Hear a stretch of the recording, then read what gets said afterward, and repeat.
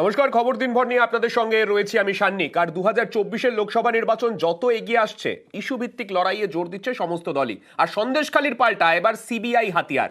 মহুয়া মৈত্রর বিরুদ্ধে অন্যায়কে হাতিয়ার মমতার। দেশ জুড়ে কেন্দ্রীয় এজেন্সির তৎপরতায় সোচ্চার বিরোধীরা। কেজরিওয়ালের গ্রেফতারিতে অক্সিজেন টিম ইন্ডিয়ার।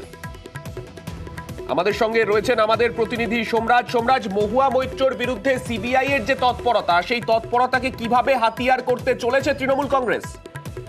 হ্যাঁ দেখো, মহুয়া মৈত্রের বিরুদ্ধে যেভাবে সিবিআই তৎপরতা শুরু করেছে, সম্প্রতি আমরা দেখেছি তার বাড়ি ও অফিসে সিবিআই হানা দিয়েছে এবং সিবিআই যে লাগাতার তৎপরতা সাসপেন্ডেড সাংসদ মহুয়া মৈত্রের বিরুদ্ধে, এবং সম্প্রতি কৃষ্ণনগর থেকে তৃণমূল কংগ্রেসের প্রার্থীও হয়েছে তিনি, এবং সেই তাকে সামনে রেখেই এবার লোকসভা নির্বাচনের প্রচার শুরু করছেন মমতা বন্দ্যোপাধ্যায়।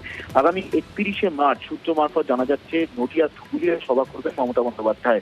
মূলত এই রাজনৈতিক সভা কৃষ্ণনগর লোকসভা কেন্দ্রের অধীনেই করে নদিয়া ধুবুলিয়া, এবং সেই রাজনৈতিক সভা করবেন মমতা বন্দ্যোপাধ্যায়। ওই দিন দুপুরে সভা করার কথা রয়েছে মমতা বন্দ্যোপাধ্যায়। নিঃসন্দেহে মহুয়া মৈত্রের বিরুদ্ধে যেখানে লাগাতার সিবিআই তৎপরতা শুরু হয়েছে, সেই জায়গার দিক থেকেই কৃষ্ণনগর দিয়েই এবার প্রচার শুরু করতে চান মমতা বন্দ্যোপাধ্যায়। সাধারণত দেখা যায় যেখান থেকে ভোট শুরু হয় সেখান থেকেই মমতা বন্দ্যোপাধ্যায় তার নির্বাচনী প্রচার শুরু করেন। সাধারণত এটা দেখা যায়। আমরা জানি যে আগামী 19শে এপ্রিল উত্তরবঙ্গে প্রথম দফার ভোট রয়েছে কোচবিহার, জলপাইগুড়ি, আলিপুরদুয়ারে। কিন্তু মহুয়া মৈত্রর সাংসদ পদ খারিজ হওয়ার পর একাধিক বিরোধী মুখ্যমন্ত্রীর গ্রেফতারির ছবি আমরা দেখতে পেয়েছি।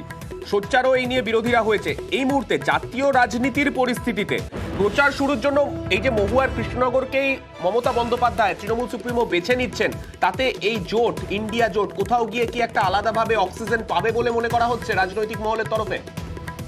দেখো, একদমই। তার কারণ সম্প্রতি দিল্লির মুখ্যমন্ত্রী অরবিন্দ কেজরিওয়ালের গ্রেফতারির পর আমরা দেখেছি বিরোধী রাজনৈতিক দলগুলি একের পর এক সরব হয়েছেন। শুধু তাই নয়, মমতা বন্দ্যোপাধ্যায় এক্স হ্যান্ডেলে পোস্ট করে তার প্রতিবাদের কথা রেখেছেন। এর পাশাপাশি যখন ইন্ডিয়া জোটের তরফে নির্বাচন কমিশনে গোটা বিষয়টি অভিযোগ জানানো হয়, সেই সময় কিন্তু তৃণমূল কংগ্রেসের তরফেও দুই সাংসদ প্রতিনিধিত্ব করেছিলেন ইন্ডিয়া জোটে।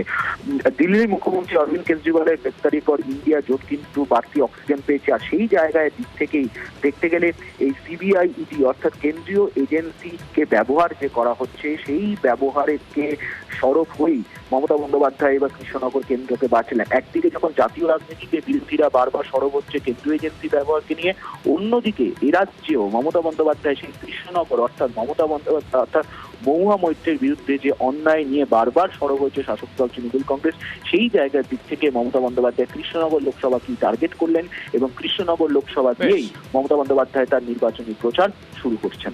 ধন্যবাদ সোমরাজ।